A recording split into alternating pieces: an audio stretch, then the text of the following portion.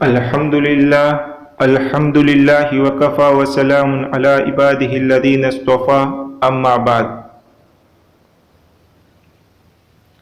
آج صدقہ فطر کے مسائل کی چوتھی قسط آپ حضرات کی خدمت میں پیش کی جا رہی ہے، جس میں ضرورت سے زائد سامان سے متعلق اہم وضاحت ہیں۔ لہذا ضرورت کی چیزیں کون سی ہیں اور ضرورت سے زائد چیزیں کون سی ہیں وہ بیان کیا جائے گا انشاءاللہ تعالی۔ جو چیزیں ضرورت اور استعمال کی ہیں ان کا تو اعتبار نہیں کیا جاتا، جیسے رہائشی مکان جس میں رہا جاتا ہے، پہننے کے کپڑے، جوتے، کھانے پینے کے برتن، ضرورت کی گاڑی، گھریلو ضرورت میں استعمال ہونے والی چیزیں جیسے سلائی اور دھلائی کی مشینیں، پنکھا، فرنیچر، فریج، کمپیوٹر، لیپ ٹاپ، موبائل فون، اسی طرح صنعت و حرفت یعنی پیشے تجارت اور مزدوری کے آلات اور اوزار جیسے درزی کی سلائی مشینیں، فیکٹری کی مشینیں وغیرہ سب ضرورت کی چیزیں ہیں۔ اب اناج، غلہ وغیرہ میں یعنی گندم، چاول، گھی، آٹا، چینی اور دیگر کھانے کی چیزیں جو مہینے یا سال بھر کی ضرورت کے لیے رکھا ہوا ہو اور وہ نصاب کے برابر بھی ہو تب بھی وہ ضرورت کی چیزوں میں آتا ہے، اس لیے ان کا بھی حساب نہیں لگایا جاتا۔ ضرورت سے زیادہ سامان سے کیا مراد ہے؟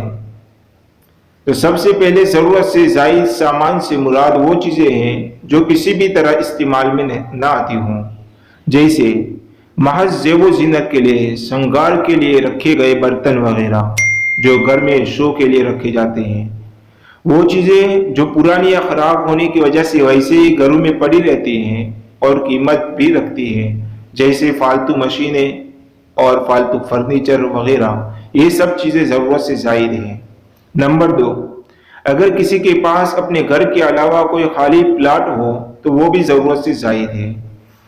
نمبر 3، کسی نے اپنا ایک گھر کرائے پر دے رکھا ہو تو اگر اس گھر کا کرایہ گھر کی ضروریات میں استعمال ہوتا ہو تو وہ ضرورت سے زائد نہیں، لیکن اگر وہ کرایہ گھر کی ضرورت سے زائد ہو تو وہ گھر ضرورت سے زائد چیزوں میں شمار ہو جائے گا۔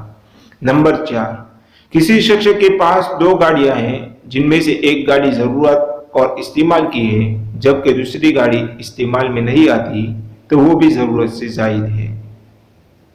مزید تفصیل کے لیے اہل حضرات علم سے رابطہ فرمائیں۔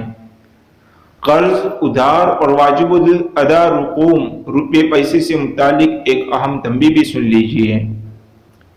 صدقۃ الفطر کے لیے نصاب کا حساب لگاتے وقت صدقۃ الفطر کے مال میں سے قرضوں اور وہ رقم جن کا ادا کرنا واجب ہے منہا یعنی منفی کیا جائے گا، انہیں نکال دیا جائے گا۔ اس کے بعد بھی اگر باقی مال نصاب کو پہنچتا ہو تو صدقہ فطر واجب ہوگا ورنہ نہیں۔